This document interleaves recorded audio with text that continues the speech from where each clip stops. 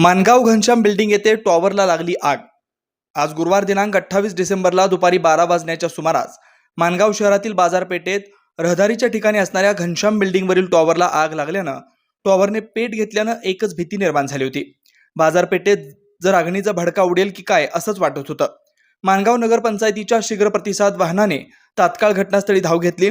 नगरपंचायत कर्मचारी यांच्या प्रयत्नांनी आग आटोक्यात आली आणि मोठा अनर्थ टळलाय। सुदैवाने कोणतीही जीवितहानी झाली नसून तात्काळ नगरपंचायतीने घटनास्थळी धाव घेतल्यानं मोठी आर्थिक हानी टळली।